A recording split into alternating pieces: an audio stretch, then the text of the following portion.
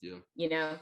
And so I would say from experience too, another bit of advice for being authentic for yourself and not abandoning yourself would be to make sure that you're not putting yourself at a disadvantage in relationships. A lot of times when you abandon yourself and you show up for everybody else, what you're giving off is something that cannot be reciprocated, because the average person who cares about themselves even just a little bit will say no if they don't have the capacity to do it. Well, people who have abandoned themselves so they won't be abandoned by others will continue to say yes. We'll create this experience around us where nobody lives up to our expectations because we're expecting people to deny themselves like we deny ourselves. So no relationship is reciprocal in our mind. People can never do enough for us because we're Yep. always going above and beyond. Well, that's just self sabotage. Of course, people are not going to deny themselves as much as you do. You're not healthy. You Yeah. don't have love for yourself at all. A person who loves himself this much knows when to say no.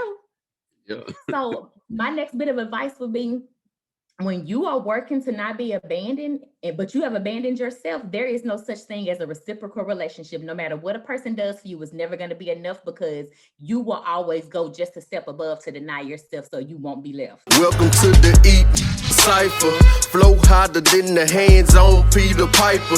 And now we would like to introduce you to your rivals. It's like Ali and Tyson. The hook miss with the liking. So nothing, Mr. Bison. Maximus and Leonidas. You were in the booth with Titans. Goons, goblins, and Vikings. It ain't really nothing like us. Hey, we're back at it. Welcome back to another episode of Lit Code. I'm Eja Jones. Courtney Anderson. We're excited about this day today for this episode. I'm not even gonna call her a guest, family member. Got a family member back in the house. Court, I will let you go ahead and introduce her again. She's came on once before, and now she's back at it. But Court, go ahead and take it over. Yeah. So once again, we have my sister from another mother and father. We're not really related, but my sister of I guess she 25 plus years for sure. I don't really know what number to really put on there, but it's a long time. She's been on before, one of our biggest episodes. I think it's probably the most viewed one. I know it's the most shared one. But without further ado, Mrs. Eja, that's for Miss Cora. Say it just like her. Johnson, Ausberry. So welcome back. So excited to be back. Thank y'all. That's the I'm crowd so cheer. excited. You hear? Yeah, we're excited to have you back. So, Eja, I just want to go ahead and dive in and ask you a question. And this question that I'm about to give to you, probably going to start off with a lot of other things that we're going to talk about. But how was it, with the first time you coming on with us? Obviously, Courtney just brought it up. It was one of our most viewed videos. It seems like, I know we got a lot of feedback. I never got a chance to actually talk to you about like what was the feedback like. So yeah, tell me about that. Let me hear about that. Let the viewers that's checking in hear about that as well. Okay. So I don't watch myself after I do something. I typically like don't listen to myself. I don't watch when I've been recorded. I don't know. I'm just so nervous. So I knew it was being posted that day, but I was like, okay, I'm just going to keep myself busy. I was just finding busy work to do, and my phone was blowing up. And so when I finally sat down to kind of look at Facebook and also to look at my phone, there was so many people just saying, hey, I just viewed your episode with Courtney and Edgar. It was so organic. It was so life-giving. I could relate so much to everything being talked about. Thank you so much for being so honest and transparent. And so, of course, I felt very accomplished. I shared this on Facebook, but doing the podcast with the both of you was the first thing I did after I rededicated my life back to God and was like, you know what? I've been trying to control this show for so long, and I have not been successful. So I'm just going to do what you called me to do. If it's for me to do, you will present it to me. You will allow me to do it. And if it's not, then it's fine because I know something better is coming. So I felt like that was just a product of me being obedient and just saying, God, take it all. Your will, not mine. Mm, mm. Uh, okay, all right. That's what you Yeah. wanted. Yeah, that's what I wanted. That's what I wanted. Hey, Isaac, thank you for sharing it. Thank you. You know what I've always enjoyed the times that we talk to each other, we have our conversations, and even the first episode we did with each other, just how transparent and open that that you continue to be. Let me digress and go back for a second because I can relate to you on something you said. So when I was playing ball, or even a lot of things I do now, I hated going back watching myself. Like I didn't like watching myself right away. Even when I got access to film right away, like I didn't go in and watch myself. So I guess the question I have for you is, why is that? I think for me, it still just has a lot to do with me not being comfortable seeing myself on playback, because sometimes the moments are so amazing, it's almost like I disassociate in them. Like when I go back and I look at something, I'm like, I don't even remember saying that. Like, I don't even remember diving that deep into it. Yeah. Because one thing about me, whenever I give people any parts of me, like I want to show up 100% and I want it to be the whole me. I don't want to send my ambassador. I don't want to practice what I'm going to say. I just want to kind of be in the moment and trust myself and trust the Holy Spirit. So I think it's just so weird watching myself back and being like, okay, I remember being there, but like I don't remember this part. Yeah. And then I think it's just the normalcy of, it's so weird to see yourself on playback. Like it's so weird for me. Yeah. Okay. So, All right. I think for me, I think it's because we're very observant people. I mean, you and I have been knowing each other for a long time.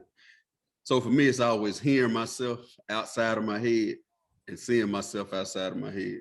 That I don't have a problem watching myself, but it's kind of weird. It's kind of, it's like an out of body experience, I guess, because you yes, really are looking at yourself finally. yes. Same way with music. I do music. I can hear. I can freestyle around anybody, but if you play it back to me, it's like, damn, that's me. And then it's like, I should have said that different. I'm my own worst critic, so I'm gonna Oh, yeah. critique it hard, watching myself. So I've gotten used to it doing the podcast because I have to try to pick a snip out. One week it'll be Edgar, one week it'll be me. So I'm listening to the whole thing and watching it again, and I'm looking at it and I'm trying to see how I was moving, what I was looking at, this, that, and the other. So I've gotten used to it, but I think it's just weird at first because it's like you watching you, and we don't normally get to do that. We normally watching everybody else from the inside, you know what I'm saying? And we seeing ourselves and facial expressions and all this kind of stuff. And I really look like that when I'm emotional, when I'm passionate about something. So that's what goes on in my head whenever I'm watching myself. Yeah, I same to agree. me. Yeah, same to me. I'm pretty hard on critiquing myself. So um I watch myself and pretty much do the same thing, Courtney, that you said that um I'm always, well, why didn't you say it this way? And why didn't you do it this way? And I have to learn how to just be satisfied with, like, dude, that's the best you gave to it, and that's it. Being okay with that. Even because even when it's done, it's been something I've done really, really well. Um, and I've heard people give me great feedback for it. I would always try to find a way to break it down again and say, nope, you could have did this better, you could have did this better. And you know what? I think what it is that comes back from, here we go, Oz. It's coming back from childhood. Oh, yeah. You know what I'm Absolutely. saying? It comes back from childhood, the root of that. So that's constantly something I'm trying to work through, at just learning how to. I think we all need to do this, of being able to just give yourself a pat on the back. Just say, hey, man, that was a really good job in what you did. I don't think nothing is wrong with that. As all a matter of fact, I think we need to all learn how to do it sometimes a little bit more. So, yeah. I think another thing is, man, it's she mentioned it earlier. When you're moving on purpose, forget you even said some of the stuff you said. Or I remember my junior year. It's been your last year. We were playing Delta. That's the first time we ever saw Murphy jump over anybody. Right? He came down. He was quiet then. He came down, hit a spin move, and he automatically went in the air. Boom! Jumped over dude, kicked him in the back, scored a touchdown. So we get to the sideline. I said, "Hey man, how'd you know to do that?" He was like, "I didn't." We all got to see him play. Yeah. Obviously, he didn't he wasn't just going crazy out working everybody. Sometimes you just with somebody that has a God-given talent, and when they do, they're not. I mean, it's not really them. They're going somewhere else. Like on the movie Soul, right? He's playing the piano. Mm-hmm. He's out about experience. Yeah, once he's moving on his purpose, he don't even know he's doing this stuff. So sometimes to watch yourself back, and sometimes when I'm saying stuff and you like, God, in that moment, I don't know, I just did something profound. If I go back and listen to him, like, well, damn, I did say that or put that together. Or you watching yourself play ball back in the day, it's just some stuff we prepared for. We knew we were gonna do it that way, but then it's that other stuff that lets you know a higher power was working at that time, and you just a vessel. And those experiences are pretty great too, just to see that happening and unfolding. Yeah, especially when you're a person who struggle with being in control, because I've been very calculated in the past on how I wanted to come across and what words I wanted to use. And so to be in a place where you're finally being comfortable with being organic and just being in the moment, absolutely you can pick yourself apart. But like those are when the best moments happen. When you are just in the moment and you're led by the conversation, you're led by the spirit, you're led by all the emotions you are feeling in that moment. And there's no calculation. It's just you being 100% yourself. So. Yeah, man, it's a beautiful thing. Now I know because if we don't do this soon, it'll be an hour 30 and we'll be hopping around from subject to subject. It's easy for us to do that. There is a topic we want to get to today. Before we get to that topic, there's a few people I want to shout out. The Giles twins, Tyrone and Dion Giles. They're two of our biggest supporters. Anytime we put anything up, they're sharing it. They also have their own clothing line, sell mass t-shirts. It's called Healthy and Fly.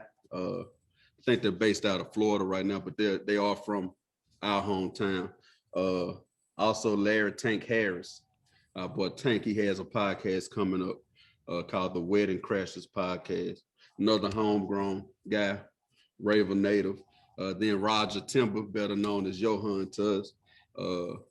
He's been on the big screen for years now. He's had an incredible weight loss journey. He's done some other things, but he also has a quote unquote podcast. It's under 5 at 5, where he gives some morning inspiration at 5 o'clock in the morning, under 5 minutes.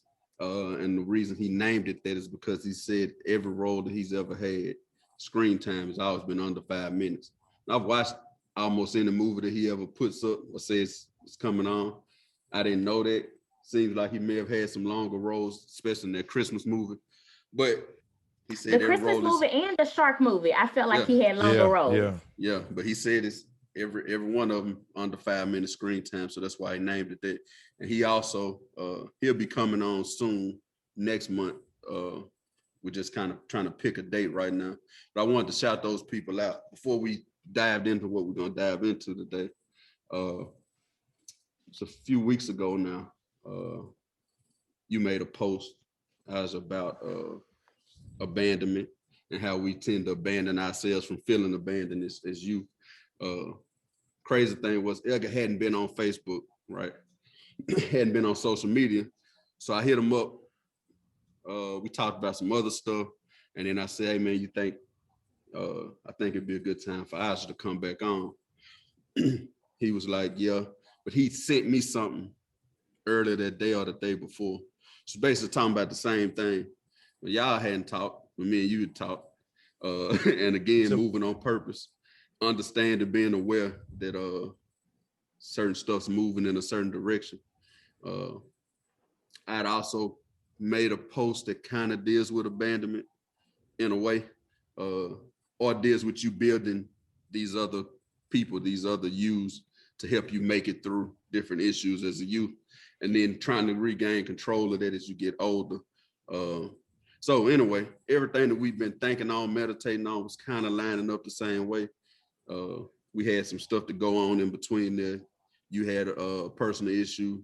I lost a loved one. We all lost a friend. So it's been a while till we could get together, but now we're together to talk about it. And since we have you on, you are the star of the show. we'll let you take it away. Talking about abandonment, but that's what we want to tackle today. So y'all strap in and prepare to be blown away. Yeah, so I had just kind of been thinking about this concept. It didn't have a name for a while though.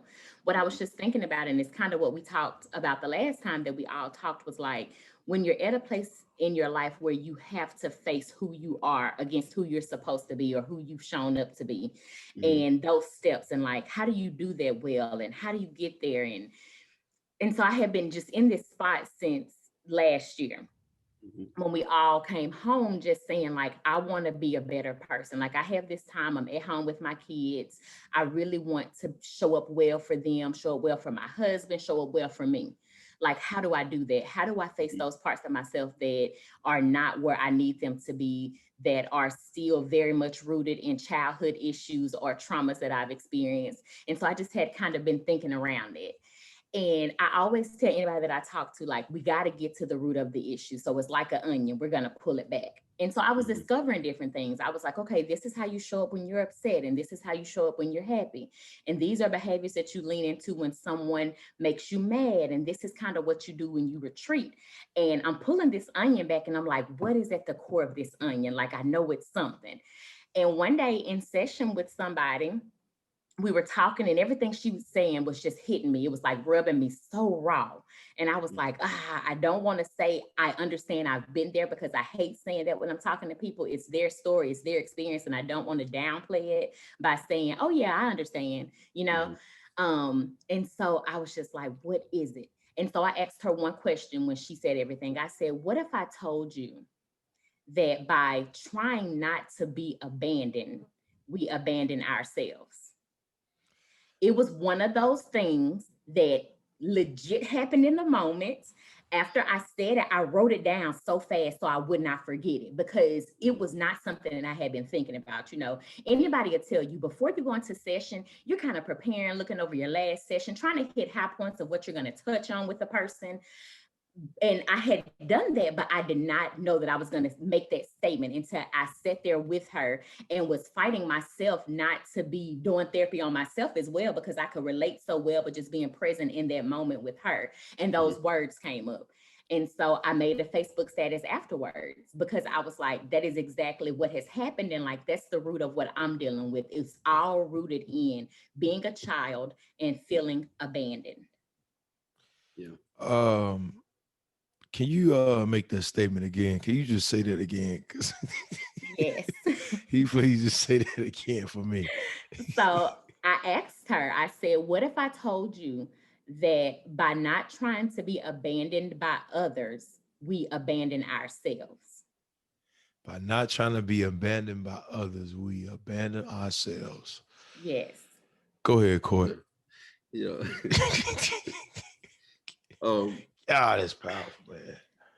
It's a true statement. And we often do it by creating somebody else that we think is wanted, right? Yes. Don't necessarily have to be that you were abandoned by a parent or anybody in particular. You just may feel like you don't fit in, right? Absolutely. I've always been more of the stuff I do now for people. I've always wanted to take care of people, be nice to people, uplift people, not tear them down, right? But I was a fat boy growing up, right? So a lot of people would crack jokes and whatever first, right? So as y'all know, I abandoned that guy that just wants to lift you up and be your friend, and turned into a guy that can tear you down before you ever tear me down. That's me building up something I needed in order to survive, or in order for me to fit in and feel like I'm not being the butt of all the jokes, or y'all see me, but y'all see me as this funny guy instead of just a fat guy, right? Like I sent you a message a while back that I didn't put out. It was supposed to be a breakfast post about the movie Glass. I don't know if you're familiar with the movie Glass. Mm-hmm. It's the trilogy of between Split, Unbreakable, mm-hmm. and then you have Glass. Well, one of my favorite characters on this is Kevin Wendell Crumb, right? And he's the guy with the I don't want to lie about what he has dissociative identity disorder, right? Supposedly he has over 24 different personalities, right? From a 7-year-old boy, Hedwig, all the way to the Beast. The Beast is a person that's with the strength of 10 men.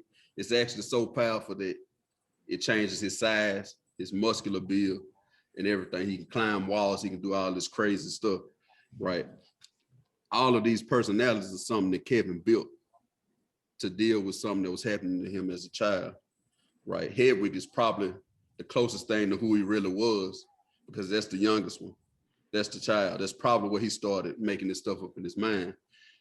We'll look at Kevin and say, well, he's kind of weird. He's got 24 different personalities.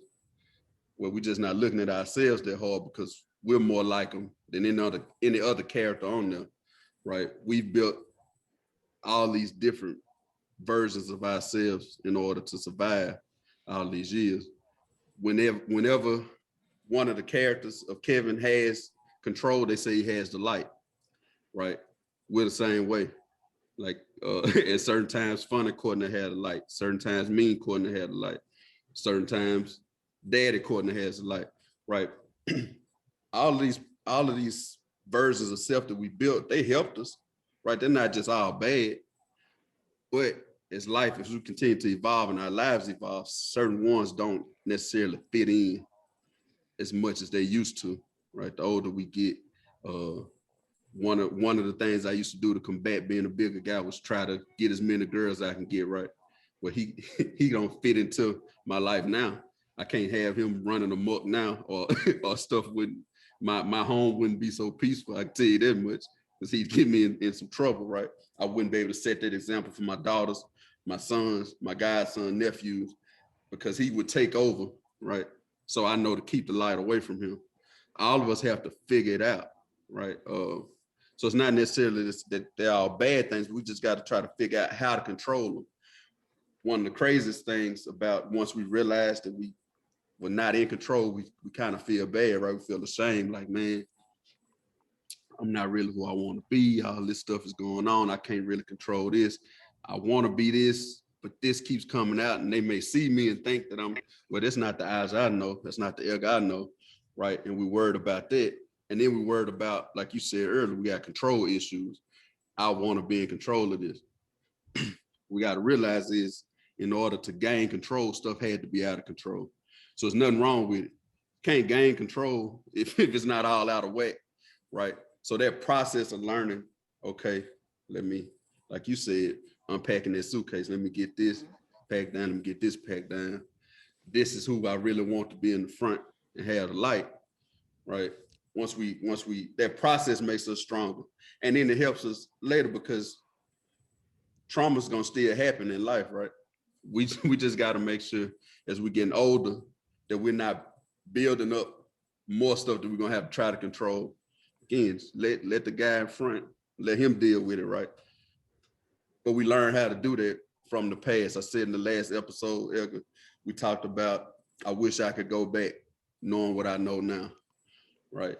And I'd say there's no what I know now without back then, right? So it's always a process. All this stuff had to happen in order for us to get to this point to realize we need to gain control. So I think it's challenging, but it's a beautiful thing. And the main thing I said all that to say, it's okay, and it's actually more normal than not. All of us. Absolutely. All of us. I think it's a part of the process. It is. Yeah. It's gotta be. You can't get to the point we're at now where we can sit down and talk about this openly without all of that happening first, right? Whether you didn't feel wanted by your father, or you felt like you didn't fit in the crowd, whatever it was, you then built who you thought everybody would love and like, right? But in the process of doing that, you abandon this person that you really were. Now we're trying to figure out how to get that person back up to the front where you can be comfortable, because being all these other people is uncomfortable, right? That's a strain on you. You're trying to, it's weight, you know what I'm saying? You're going out of your way to be this, when you really just want to be this. And that's the most comfortable thing you can do, is just be yourself. Let everybody see you, not worry about what they're thinking. It's a lot of times, not a lot of times, 100% of the time, that person that you worried about looking at you, worry about the same damn thing. Worry about you looking back at them. Are you really going to see them? So once you get to that point, man, it's easier to kind of deal with it. Yeah.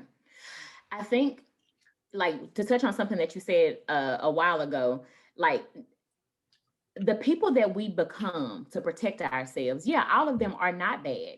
What the problem becomes is, as we start building these personas, we never get to the root of the issue, because instead of sitting in an uncomfortable spot and facing them, most of us say, okay, I'm just going to adjust this way. I'm going to pivot this way. And what it is it's building up another defense, which in turn either creates another persona or adds on to the persona that's in the light. Yeah. So that's the issue. And like, that's what it came down to with me. It wasn't that I thought I was a bad person in whatever way I showed up. I wanted to be a healthier person. I felt like I could be a more healed person. What it was I was like, I got to get to the root of the issue. And I'm never going to be able to do that unless I show up as Eja first, because the issue started with Eja, the root of who I am. So that's who I have to get to even address it. And I think for me, like, it's so beautiful that you said, like, it doesn't have to be a parent issue. It could be an array of things, because I was thinking that before we got on this call, like, I didn't want anybody to hear this podcast and say, well, I grew up in a 2-parent household, so this doesn't apply to me. Because there are a lot of things in life that happens that contribute to us abandoning ourselves. Like you said, when you get to school and you want to fit in with a certain crowd, it could be a series of bad relationships. It could be that you grew up with both parents not in the home. It could be friendships. It could be a plethora of things. You know, it could be a degree that you want to get in school and you feel like you have to be this way. It could be working in corporate America and feeling like you have to show up and show your ambassador, because they could never want to know who you truly are. There are an array of things that help us to abandon ourselves in the process. And I want to say that overtly. I'm pretty sure everybody listening to this podcast can think of at least one time or one season in their lives where they feel like they abandoned themselves to either get ahead, protect themselves, or etc. But for me, I think it showed up in me just being, like I said earlier, just very calculated in how I showed up. All to protect me, of course, but I just had this persona that I felt like people wanted me to be. And I felt like I had to be for the people that I held close to me to still want to be around me. Because once you sit in that abandonment for whatever reason, the issue is never truly what happened in the environment surrounding you. We always come back to ourselves. I was the problem. I was who they chose not to be around. I was who they chose not to see. The issue was me. And, you know, as we get older and we're adults, we said this the last time we talked, and y'all probably have said it plenty of other times. As we're growing, we see that, like, our parents were just people who were trying to heal themselves and maybe didn't have all the resources, you know? Yeah. So in my narrative, I painted my father to be this guy who was just like, I don't choose Eja. I don't choose her. I choose these things, but I don't choose her. And that's who he was to me. Until I got older, understood addiction, and started doing this work for myself. It was never about me. I'm pretty certain if he had the strength to, he would have chose me every single time, as well as my other sisters, you know? But he just didn't have this. He didn't have the space to do that. And I wasn't able to understand it or verbalize it or process it well until I got to a certain age. And so for years, that's what I carried. There's something about me that is unlovable. So in order to be loved and not left, I have to be this person, this way, do these things. Yeah. And I never was showing up with who I was, because I was always trying to be somebody else to keep people in my life. And in the process of that, I lost me.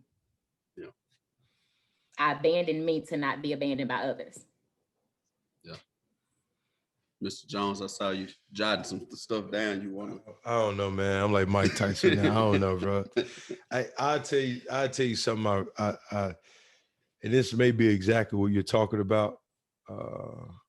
Courtney, when I said I sent you something, you said I sent you something. And I actually read this in a book. It says, I pay a steep price when I live a divided life. Yep. Feeling fraudulent, anxious about being found out, and depressed about the fact that I'm denying my own selfhood. The people around me pay a price as well. For now, they walk on ground made unstable by my own dividedness. How can I affirm another's identity when I deny my own? How can I trust another's integrity when I defy my own? A fault line runs down the middle of my life, and whenever it cracks open, divorcing my words and actions from the truth I hold within, things around me get shaky and I start to fall apart.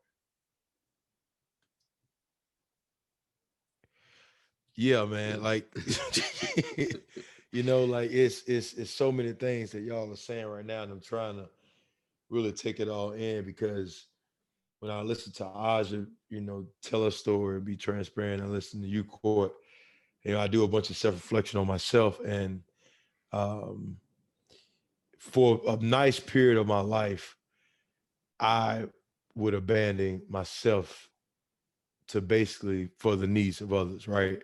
Or like I have to go into this space or I have to go into this place trying to be somebody else. And I found that the more I started to do that, it was like I was putting dirt on myself and covering myself up. So by the time I finally got to the point that I was ready to start to be in tune with myself and address Edgar, that was like 560 feet of dirt on me that I had to dig through.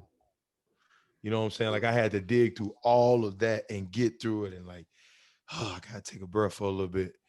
I gotta rest. I gotta look at it. I gotta look at all these rocks, these stems, all this stuff that's hurts, and I gotta keep digging. I gotta keep digging. And I'm still digging. You know what I'm saying? I'm still digging. And I don't think, for me personally, I don't think um, I would truly ever get to that point. But I feel myself getting closer. I feel myself doing the work. I see the muscles growing, for lack of better words. Mhm. But like I said, it's when you do that for a long period of time, you can tend to just kind of say, dude, I don't want to do the work. You know what I'm saying? Because I got to ravel and get through all of this.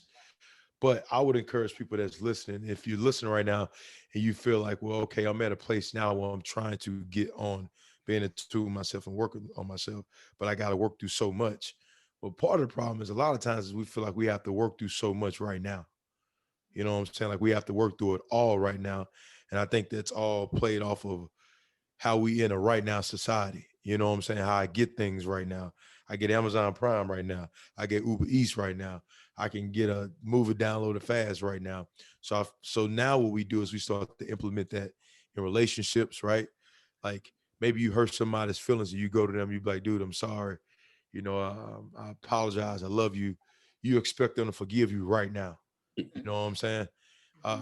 Or going back to us working on ourselves, we expect that when we start doing the work, it's supposed to happen right now. And if I could give you a tip, is just be okay with it not happening right now, but just know like you're putting the action into place, if that makes sense. So, Absolutely. It's uh, like working out, you know? yeah, I laugh every time I see somebody post something like, I worked out today and I feel like I need to go buy new size pants. You know, it does not happen like that. It's yeah, going to be the discipline of showing up every single day and, doing the hard stuff that hurt in the moment to get you the end result that you want.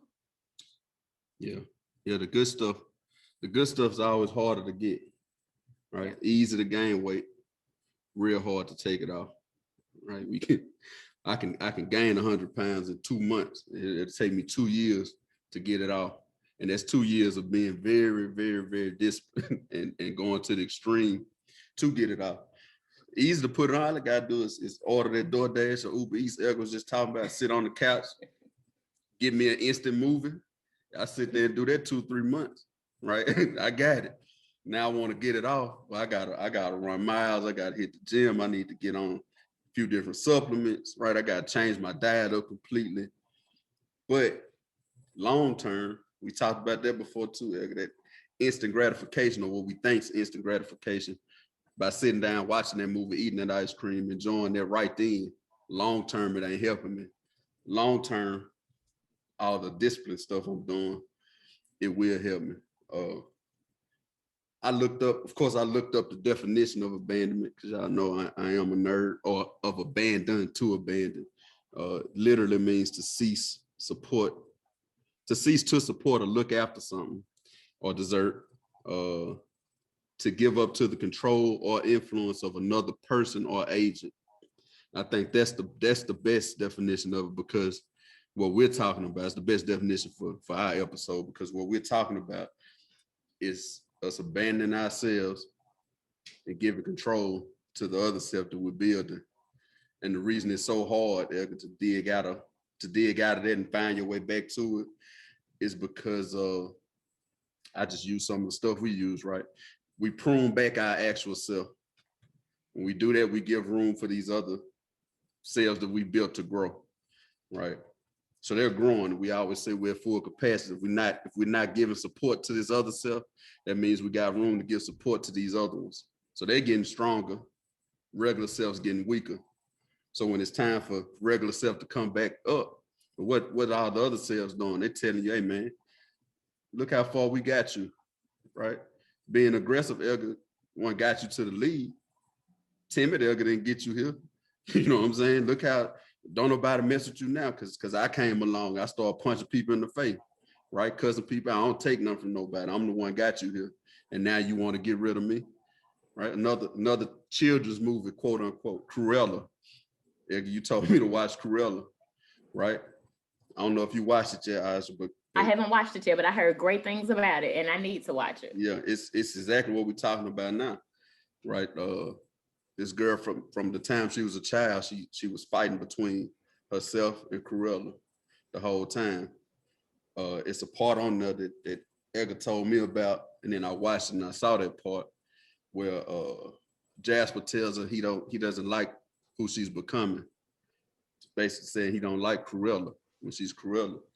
And she turns around and tells him, well, Cruella's the one that gets the job done. A lot of times, those selves that we built, they actually do that. They actually get us through what we need to get through. Mm-hmm. But like I said, it comes a time where they don't fit as much anymore. Mm-hmm.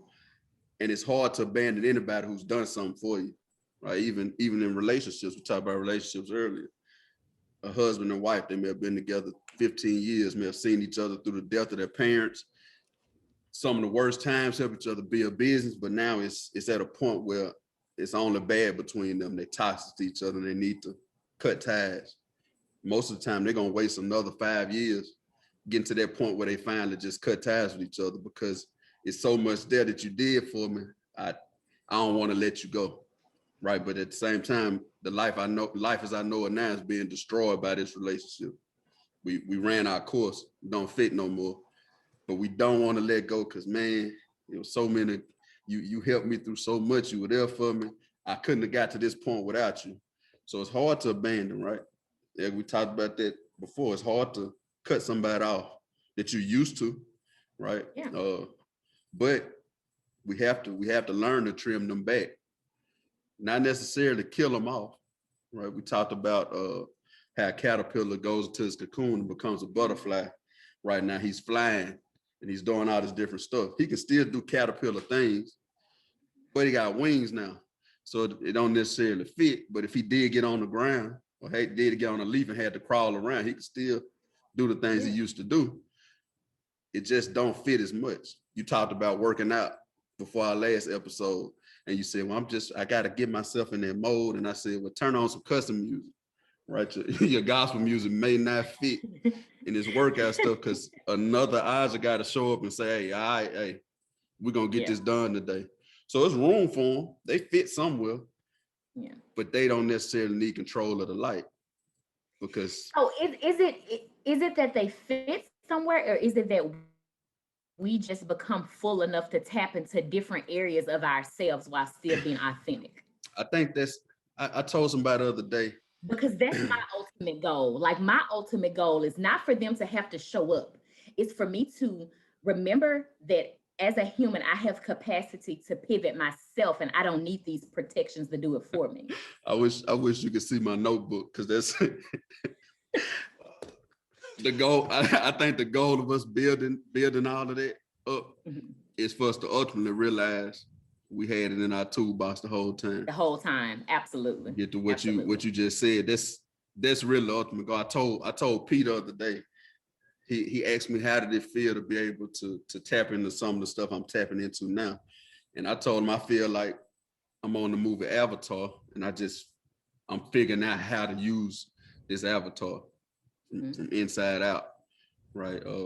Mentally, I spend so much time up here, so much time in my head, trying to strengthen my awareness. So at this point, I'm just aware that, okay, I got that to tap into, right? But it's just like anything else. Children's books, right? They have talking animals, rabbits. They speak our language though, right? It's easier for us to relate to it if we can relate it to us. So in my mind, me saying I built this whole other person, right? I didn't really build another person.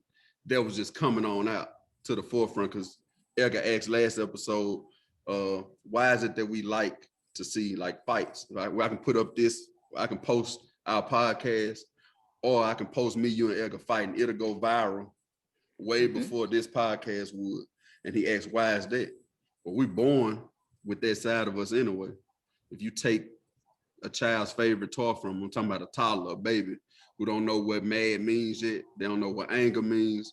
They don't know what none of that means, but you take it from them and they reach out and scratch you or hit you or burst out crying. And we'll say they mad, right? They born with it. They born with that aggression in them. Nobody's taught them that yet. You're born with it. So we all have these tools. I think we build all this stuff up just to learn how to. Now, the dangerous thing is if one of those tools is aggression, sometimes that can get you in some trouble early on, right? You can really hurt somebody. You can really hurt yourself. And as Black people, we come up in certain situations. We come up most of the time impoverished. We come up in a lot of turmoil. So when we start learning how to use aggression to fight stuff, a bunch of the time, especially young Black males, that'll get you in trouble real fast. It'll get you a label. First of all, I don't even want to go down that rabbit hole, but first of all, society's already labeling us a certain type of way, right? Most of the time, we're more athletically inclined at young ages. So when we do tap into that, it can get pretty brutal, pretty ugly. And now that visual that they're putting out on us as being savages, we're adding to it, right? When he's a savage, he's a trouble child, boys home, or first detention, boys home, you got a record now. And before you know it, you thinking, okay, they say this is what I am. I'm good at doing this. This is what I'm going to be.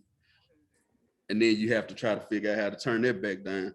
So it's rough for us. We don't have as much leeway as most people have in order to figure this stuff out. But I think, like I said earlier, it's just trying to figure out your avatar, knowing that I had this in my toolbox the whole time. The whole time is the end goal. Yeah, I think it's that finding the perfect shade of gray. Because think about it, anytime we want to change anything about ourselves, whether we want to change it to make it better or change it because we need to just get better in something, we tend to go to the opposite extreme. And then we realize, well, that's not livable either. So you have to kind of just find that balance, that perfect shade of gray, because a lot in healing might not quite be black or white. It might be the answer lies in the in-between, and we have to get comfortable there. And for somebody with a personality like mine, who's like, no, it's black or white, it's yes or no, there is no in-between. Like for my anxiety, I have to know an answer. Living in those shades of gray, it's very, very hard to feel comfortable there, you know? Yeah. But Courtney, to read off the first part of the abandoned definition, because that's the part that resonated the most with me. Okay. Cease to support or look after someone or to desert. Absolutely. Yeah. I think today where I am, that's the part that resonates with me. I think the second part that you read off was who I was as a child before I understood that I had a dog in this fight. But who I am today, that's absolutely what I feel like I was battling with, because I was ceasing to support myself.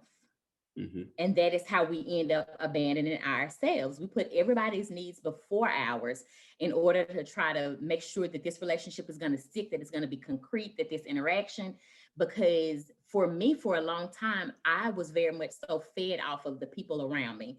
What was my role in these people's lives? Well, Aja is the one you can call any part of time at night. You know, she's going to listen. That's who I was. And that's where my confidence came from in a certain sense. But Aja was listening to everybody else but herself. She was going the extra mile for everybody else but herself. She could find the extra energy to do for everybody else but herself. And so in my mind, I said, if I become as much as I can for every person in my life, they'll never leave me. The whole time I had left myself because I was becoming everything for everybody else and I was nothing for me. And so it's so funny how there are so many different layers and different sides to when we abandon ourselves, because we abandon ourselves by showing up different ways that are not true to who we are. And we can also abandon ourselves by showing up all the time for other people and not showing up for us at all. And I think for me, as I think around self-care and healing and how to be full and how to pour from my overflow, what I realized was in my adult life, I have abandoned myself because I have not given myself the care I've given other people. Yeah. Yeah. So one of the most gratuitous things you can do for everybody else is to figure out how to be selfish. And you know, for me, both of y'all know for me, that's a hard thing. So I always want to be able to give to people. But if I ain't giving to them out of excess, from like you just said, from my overflow, then that's exactly what I'm doing. I'm abandoning myself and putting myself in a bind because I'm giving them pieces that I ain't got to give. Absolutely. You know what I'm saying? So the more selfish I got from a mental standpoint, especially, and then it'll trickle down. You get selfish mentally, make sure I'm straight first before I start making sure everybody else straight. Then it'll start trickling down into finances and everything else, because most of the time we get mad at somebody that can't pay us back. Why is that? It's because we gave to them out of something that we didn't have, right? Absolutely. We needed it. I gave it to him. You said you was gonna get back to me on Friday. It's Monday. I gave you a couple of days. Now we about to have a whole fight, right? A whole relationship gonna get ruined because I tried to give you out of something I ain't have.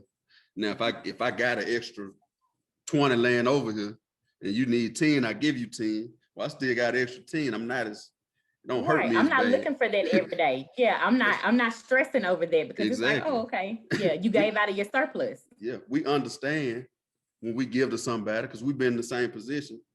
If you need it this week, you probably ain't gonna have it to give it back to me next week, right? Even if you do, you taking it out of something you owe somebody else. So part of us want to give it to them, say, man, whenever you able, get back with me. We can do that when we give out a surplus. You can't when you're giving out of what you really need for self. So that's another bit of advice I can give you on helping to not abandon yourself. Make sure you straight first before you start giving others. A lot of us want to reach out and help everybody. My boy Scarface, I often wish that I could save everyone, but I'm a dreamer. That's one of my biggest things my whole life. I want to save everybody else. And I had to get to the point to realize, well, Courtney, you ain't got it all together. That's why when I put out stuff now, Egg and I put out stuff now, I always say, I'm telling you from experience, or I'm only an expert on this is what I did, right? So I don't want people to think, well, he think he got it all figured out. No, that's not what I'm saying at all. I'm just telling you. When I worked on not abandoning myself, that was one of the first things that I saw was like, hey, if you're going to show up real, you have to show up real in every instance. And it has to be where you don't put off this air like you have it all together, because you don't. Nobody wants to do something. And from my experience, if they think you've all got it figured out, like people would prefer to see you real time. I'm not going to say struggling, but they would prefer to see you human, how they are. So they feel like, hey, I have a shot there. At least that's how it was for me. I never aspired to be like somebody who I felt like was perfect, because I was like, I'm never going to get there. And I psyched myself out of it before I even got a chance to grow. Yeah. And so I would say from experience too, another bit of advice for being authentic for yourself and not abandoning yourself would be to make sure that you're not putting yourself at a disadvantage in relationships. A lot of times when you abandon yourself and you show up for everybody else, what you're giving off is something that cannot be reciprocated, because the average person who cares about themselves even just a little bit will say no if they don't have the capacity to do it. Well, people who have abandoned themselves so they won't be abandoned by others will continue to say yes. We'll create this experience around us where nobody lives up to our expectations because we're expecting people to deny themselves like we deny ourselves. So no relationship is reciprocal in our mind. People can never do enough for us because we're always going above and beyond. Well, that's just self-sabotage. Of course, people are not going to deny themselves as much as you do. You're not healthy. You don't have love for yourself at all. A person who loves himself this much knows when to say no. So my next bit of advice would be, when you are working to not be abandoned, but you have abandoned yourself, there is no such thing as a reciprocal relationship. No matter what a person does for you, is never going to be enough because you will always go just a step above to deny yourself so you won't be left. Yeah, definitely. I think once I did start giving out of that excess pool again, one thing I did start to realize, and I'm not here to pick nobody's religion for them. We call it God. Some people call it the universe, whatever you call it. When you start giving out of that, you realize that whoever you giving to, your giving don't really have much to do with them at all. You really giving out of that place of excess. It's all about you.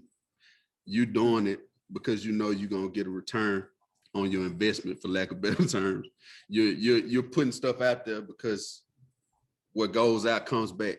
And say it returns to us tenfold when we're doing good deeds. But again, you can only do those good deeds out of your place of excess, because if not, you're gonna keep them in it, right? Instead of it just being about you, right? Like I said, being selfish. I'm giving to you because I know God's gonna give me something back. So therefore, you don't have much to do with it. So if you can't reciprocate, I don't feel no kind of way, because I never expected you to in the first place. That wasn't what it was about, right? So I think that's another thing. If you put it in your mind that I'm giving for me, right? If you're not doing stuff looking for nothing in return from that person, looking for in return from God, that'll help you out as well. Because it'll just keep tension down, right? Like I said before, I gave you this today, I need it back. And you can't give it back to me now, I'm frustrated, right? But if you giving to God, and you know the universe, I like to call it, it's coming back. And it's coming back bigger than you could ever imagined. So that person really that wasn't the goal. The goal was to help someone, but it wasn't really about them. It's really more about you. And that goes back to being selfish and actually taking care of self first, giving out of excess pool. Mr. Jones, you okay up there? Hey. Yeah, I'm good, man. I'm just letting y'all talk. I'll let my sister over here talk and just listen and processing. And you know what? There's a point in life where you need to listen. And there's a point in life you just need to sit back. There's a point in life you need to speak, and there's a point you just need to sit back and listen. And right now I choose to listen. Yeah, it's you controlling the light there, bud. I choose to listen and take it all in. I will say this, digressing, going back for a second, I made a comment that I don't think I ever will get there. I think it is possible to get there. I do. And obviously Aja shared her faith, me and my faith as well. Me and Courtney talked about, his belief in what he believes in, and we've always been able to respect each other. But since I've gotten back down the hole of really trying to connect with my higher power and getting my connection with that and working on that relationship, and then doing my own work, right? It's impossible to have faith without the works. And if I got the works but I ain't got the faith, it doesn't matter.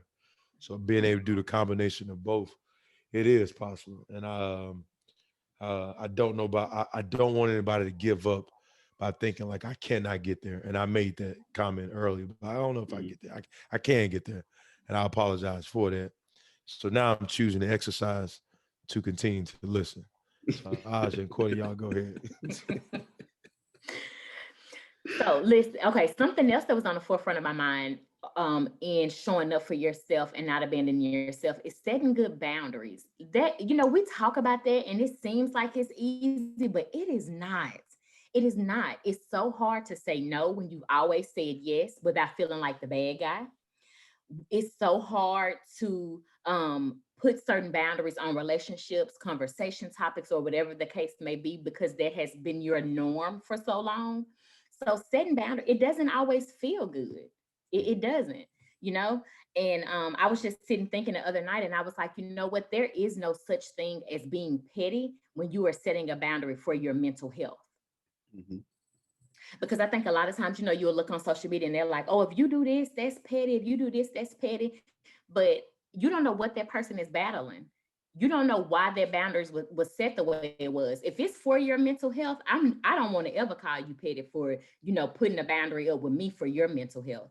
I don't know what I trigger in you. You know, I don't know what it is, and it's not for me to know. I just have to respect that when people draw lines, a line is drawn, and that's okay, because we're all just trying to get healthy in the grand scheme of things. So sometimes, you know, you might have to change your surroundings. You might have to change your job. You might have to change what you're listening to, what you're watching on TV, what time of night you go out, who you're talking to on the phone. But setting those boundaries are so important, because when you are a person who has consistently abandoned yourself, you have no boundaries. There is nothing that you would not do to continue to show up for others so you won't feel like you're being left. Mhm. Yeah, boundaries are So big. I say that again, there is no such thing as being petty when you are setting a boundary for your mental health. And don't let Not, anybody convince you of such. not at all. Yeah. So, Edgar, we talked about that on pruning, right? We we said it's easier I don't to know, Coy. I don't know what we talked about anymore, bro. Girls just blew me. Hey, damn, Isaac. Golly, girl. Yeah. You sound like both. Yeah. I don't know, man. I don't know. Hey, dude. I struggle with that so much, man. Yeah. Golly, dude. Golly. I don't know. Man, this ain't the end of this episode, but you're gonna have to come on again, man. Cause go ahead, Court. I'm sorry, man. I was gonna just go listen. I'm gonna listen, man. I'm gonna listen, bro. Every time y'all call me, the answer is going to be yes. But those boundaries, dude, God will every time. Yeah. It's Edgar, you actually already started doing it a while back by deleting social media off your phone for times, or you know, if you with the fam, if you don't answer your phone, sometimes I know you with the family, right? It's something I started practicing as well a little bit, unless it's certain people calling. But you always want to answer for everybody. You gotta set boundaries at work, at home. So the biggest boundaries you gotta set with yourself, especially if you're an ambitious person, because you'll start to not celebrate or not have fun or just relax because I gotta get this done. Let me get this done. Nope, we can't go on the trip. We can't go up to the movies because we need to save this much, and I'm gonna miss my goal and this, that, and the other. And you gotta set a boundary on that, right? Or prune it back, right? And it's easier. What we did talk about in last episode, Edgar, was it's easier to start pruning people and other stuff when you realize that at one point in time, or for somebody else, your ass needed to be pruned, right? I had certain people had to prune me out before. Even if I was trying to tell them the right thing, they wasn't there yet. So they didn't have it. What I was saying to them was bothering them. And like, no, I gotta cut cord in the back a little bit so I can go ahead and get to self. And if it's meant to happen, it'll grow back, right? Yeah. They'll come back around. There was a time me and Scat didn't talk for months at a time. We hit each other up once, just to check, see if we're okay. Now it's back to a daily thing. But at the time, he was probably in a place to where all the stuff I was trying to preach to him, enough hadn't happened yet for him to understand it. And there's nothing wrong with that, right? No. He just wasn't in that time so whatever I was giving him, he was automatically combating it. And it's like, okay, I need to cut him off, right? So I can go over here and figure this out on my own. Now, once he has his aha moments, now we kind of getting back on track again. That happens a lot, but we got to set boundaries. Because like she said, if we used to doing for everybody else, and we used to impressing, that's one of the biggest words right there, impressing everybody else. We want to make this certain impression, and I want everybody to be impressed with me, and I don't want to make nobody unhappy, right? And what you'll do is start to run around in circles because this person likes what this person don't like. And so when I'm over here, I got to cater to this. But when I'm back over here, I got to cater to that. And then we just like a race car, right? We got all this power. We don't do nothing but go in circles, making lefts because we're trying to appease the crowd, right? Right. We keep going in circles. And all this power, just imagine if we just open the gate and let them go out on the straightaway, right? With all that power. That's basically what we end up getting to when we start being selfish. We finally break off that track. So trying to please the crowd, you got to keep going in the circles, right? So this side of the crowd want to holler too. Let me see you pass on this side so we can holler too over here. And you're trying to please everybody, right? And that's one of the biggest problems. So you got to set those boundaries. Start pleasing self more. And like I said, internally, sometimes that means you got to set boundaries on self too, because you can't actually be pleased or happy. As you said it earlier, finding that balance, right? I'm ambitious, but what is this ambition worth if I don't take the time to spend time with my family? Absolutely. And create memories and enjoy some of this time? You don't want to be, well, I made this much money and the kids sick, but we never got to see mama because mama always working, right? You come from a career path that happens all the time. I told you before, most of the Hall of Fame speeches, the first thing they do is apologize to the kids because daddy was doing all this and I was so great to the world and I had to keep all these people, please keep getting this check. I'm a Hall of Famer now, but I missed 15 years of your life, 10 of yours, whatever. I couldn't come to all your games. I couldn't come to this and that, right? So it's a trade-off. Some of them find a way to balance it, some don't, right? Some move the family with them. Some let the family stay back home. You just got to try to find that balance, yin and yang. I always like to look at that yin and yang picture and the line in the middle that divides the black and the white. It's right where you want to be, right? But we got to try to figure out how to get there because some of us, this little circle over here, this thick in the white. Some of us want to stick thick in the black. We got to get through all that dirt you talked about, Eja, to get to the middle and look on both sides and then say, hey, you know what? If I need to tap in the white side, guess what? I can do that. If I need to tap in the black side, I can do that. But I'm just going to hold the middle, right? That's what we are trying to get to. Hey, and honestly, I'll say this, and I'm going to be quiet again, but and this, I maybe should say this, but anyway, I'm going to say it. Man, you know, no different from the seasons that you have in life, right? You have your fall, you have your winter, you have spring, you have summer, and then back fall again, you know, and on and on. It's always ongoing with those 4 seasons. I truly feel like there's 4 seasons in life as well. I like to call it that one season. It's kind of like a dreaming stage. When you really dreaming, like you're in the dreaming phase of your life, right? You're thinking about the things you want to obtain, the things you want to do, and the goals that you got set up, or you're looking at it on your board. And then you go through a phase of probably getting it done. That's the second phase I call getting it done. But now you're starting to attack those things and do it. And then probably after that, because especially, and I say this, I think about training camp. We dream at the beginning of camp. We got all these goals. Then we go through the second phase of getting it done. Then we go through a phase of called slacking. When you start getting tired, you know, everything that you said you wanted to do, it ain't working out so well. So you're probably starting to reevaluate and contemplate if I should be doing this at all. And then the important stage, a very important stage that we all go through is the dark stage. You know what I'm saying? And the dark stage is needed. The dark stage is something that's definitely needed depending on the time. So, and that's a whole different conversation I just dove into, but I'm sorry. But yeah, so I'm done talking, y'all. I will say this, the dark stage is what got me to really seeing myself and knowing that something had to change. And you call it the dark stage, I call it the wilderness. You know, we're all going to have that wilderness season. And when we're in it, we think it's to hurt us, but it's not. It's something in that season that's to grow us. And then you're right, we'll go through different seasons and then we'll end up in the wilderness again. If you see it one time, you will see it again. Preferably, it will be for something else to grow and for something else to be pruned or purged out. And you're right, life is this process that we're constantly going through, you know? Yeah. And then I totally agree with that. And here's the thing about it too, is that depending on what stage you in, your significant and your significant other or your friend may not be, they may be in a whole different season.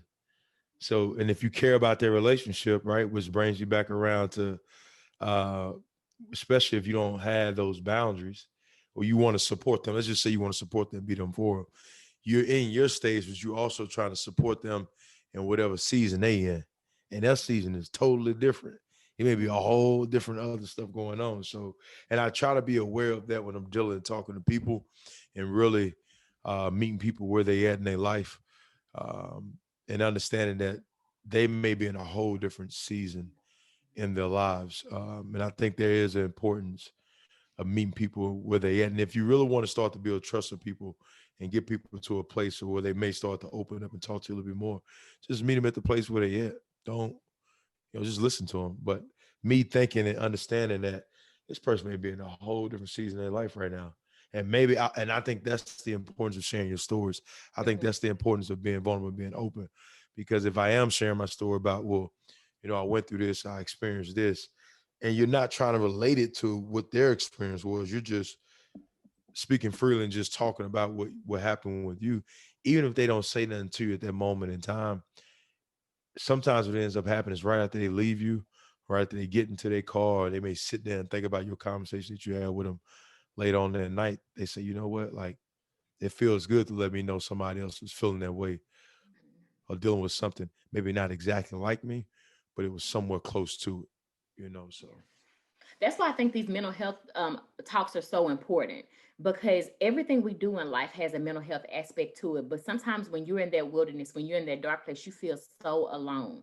And so to be able to speak openly about anything that we've gone through and how it shaped us, I feel like is inviting to everybody who's been there before.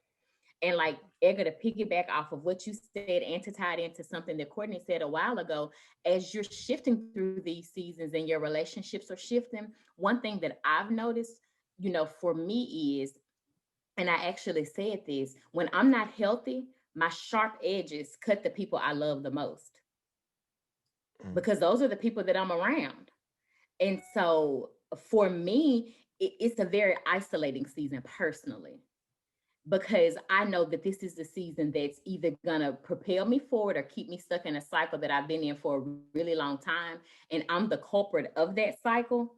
So this is a season where I'm like, I have to dull these sharp edges if I don't want to keep cutting people that I love. And it's tough. It's tough. Yeah, it is. You can't, again, you got to give out of excess. You got to be healed in order to help heal somebody else. Absolutely. I talk about the people who go through relationship problems now, and it's getting to the point to where it may be getting physical or spilling over to the kids. And I tell them that sometimes it's probably best to separate at that moment, even if it's not divorce, but you want to separate because obviously you're not who you need to be for the kids anyway. Because you're not whole right now. You're in a bad place, right? As you called it wilderness. I could call it darkness. I like to call it the cocoon phase. All of these phases we're talking about are very, very selfish phases, though. Selfish seasons. Absolutely. Moments of solitude and isolation.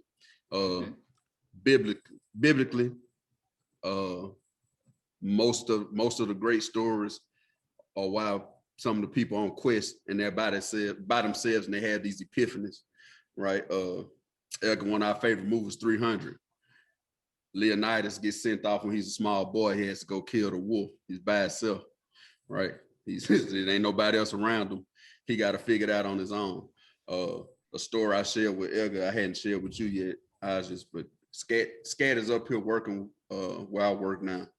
When he first came up, I gave him an option. I said, you can't stay with me if you have to, right? Because I got plenty of room up here. But from personal experience, it's best if you go stay by yourself, right? With nobody. That's when you're going to go through that me versus me stage. You're missing your people back home. You got to fight that other you that's saying, man, what I'm doing up here? I need to get back to my family. It's my baby. I'm more comfortable there, right? You got to keep fighting that feeling.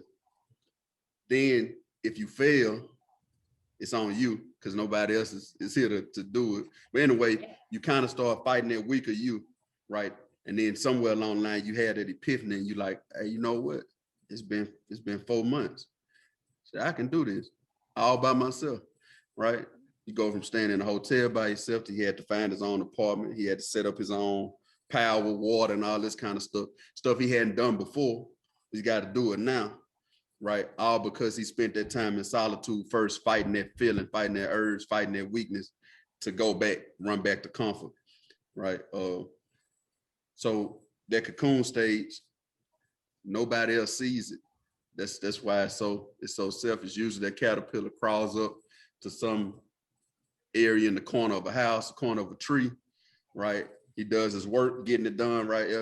Puts that cocoon around himself, and then he goes inside. And the process that he goes through is his body actually absorbing itself, forming into a whole nother being. That's why the dark stage is the most important stage to me. Because like you said, in order for something else to grow, it's another stage of evolution, right? We go into it, you versus you. We absorb what we need to absorb, and then we come out this beautiful creature.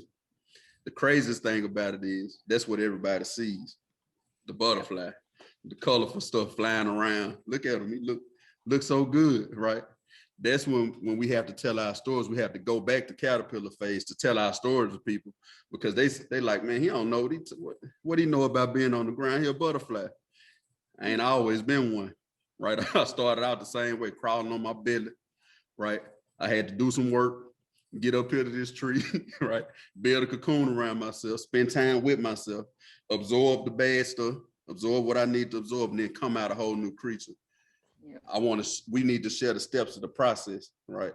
Not just the trophy. Eja talked about Absolutely. It. We start out dreaming, minute count, going through camp, season. Can we make it to the Super Bowl? Yeah, we make it.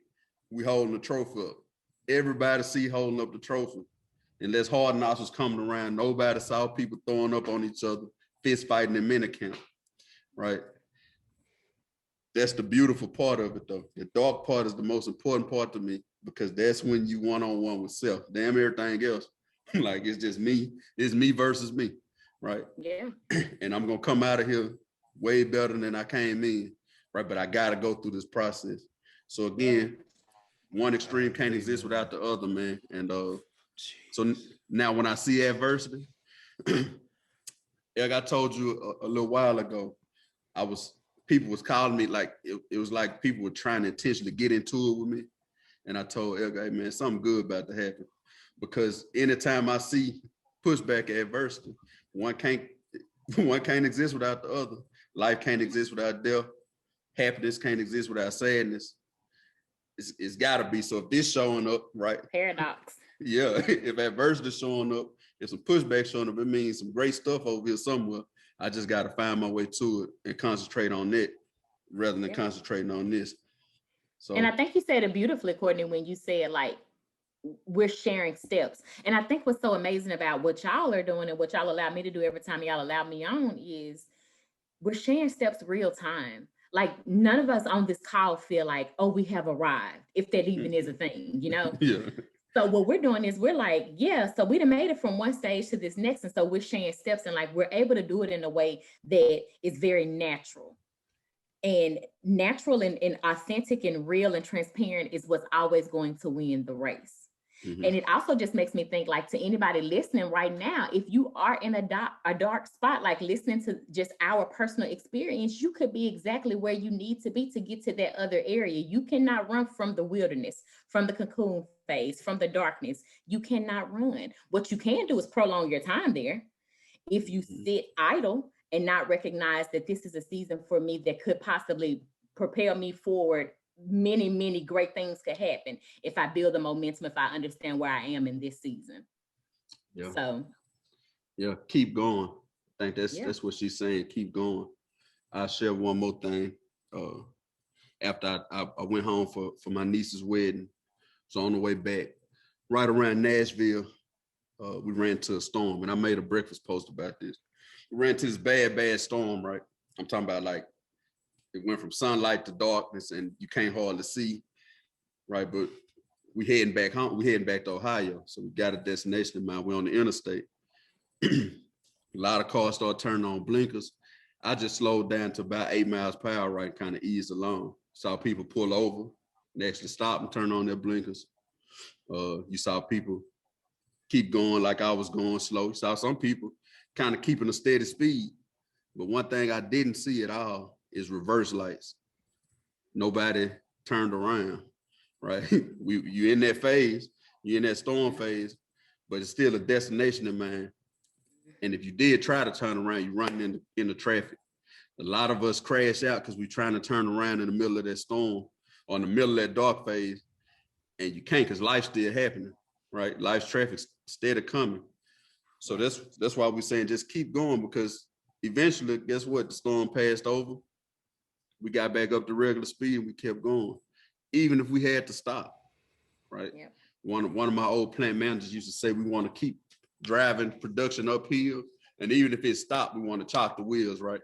If you see an 18-wheeler or any kind of truck park uphill, they'll put on a park brake, but they'll get out in this thing called the wheel chock and they stick it behind the wheel, because we don't want to roll back down here. We want to keep our progress. So anybody who's in any of these phases that we're talking about, if something hits you in the mouth, right, and you got to stop, chock your wheels, stop, pull over, right? Turn your blinkers on, slow down. Don't go backwards though. We don't want to lose ground. Keep on moving forward, because like Eja said, you're getting closer and closer to figuring it out, right? You get closer and closer to another phase. And one thing about life is it's going to always give us work to do. So it's going to be another phase after that, right? You don't want to go back. You're going back. It don't stop these other phases from happening that you're going to have to eventually get through, right? So don't fool yourself and think, let me run back. Ain't nothing back there but more traffic coming your way.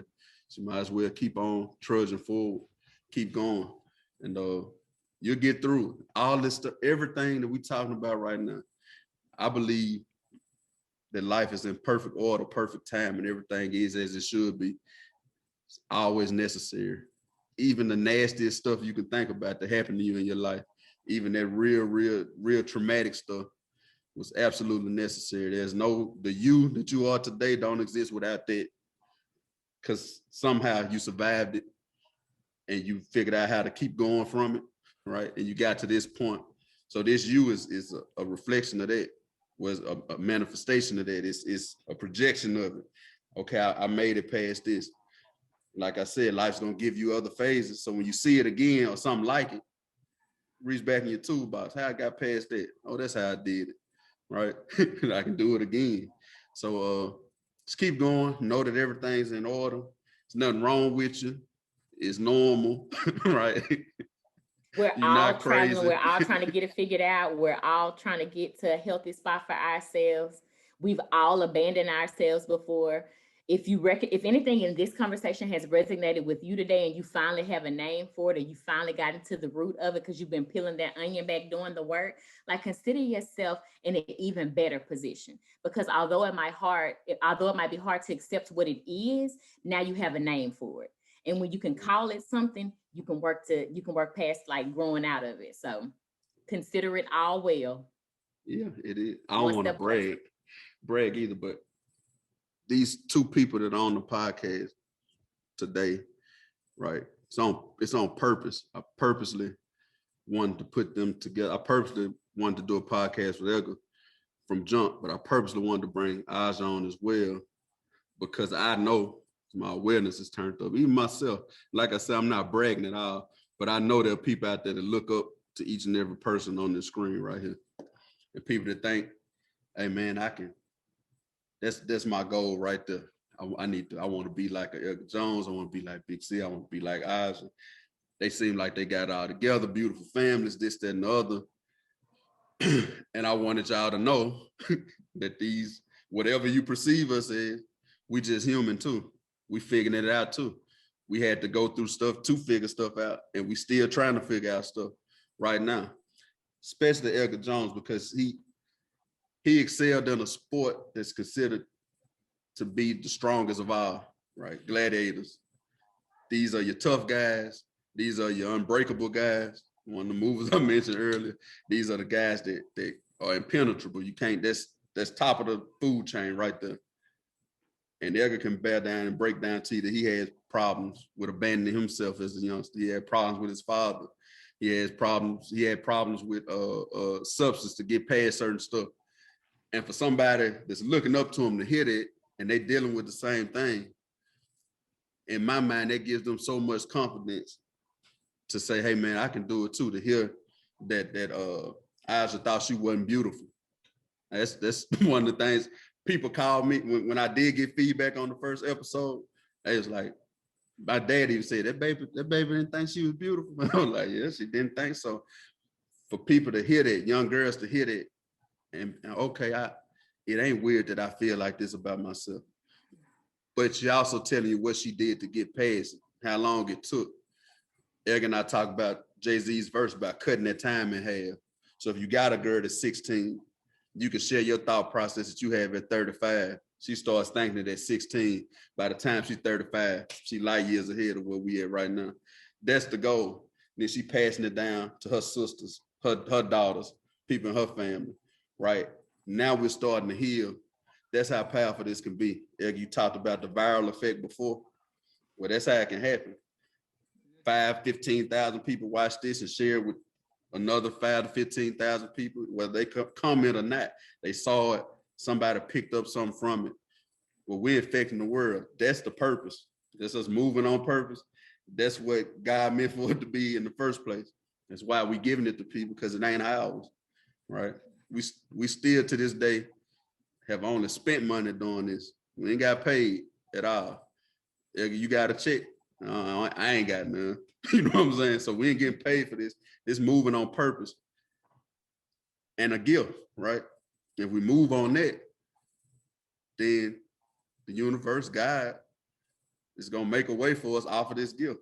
So we giving it out. I don't care nothing about money or nothing like that. It's coming. We just moving on purpose right now. Hopefully somebody can take 1 or 2 things from this. Hopefully you can take a lot of things from this. You're probably gonna have to watch this at least 4 times because we said a lot. You know what I'm saying?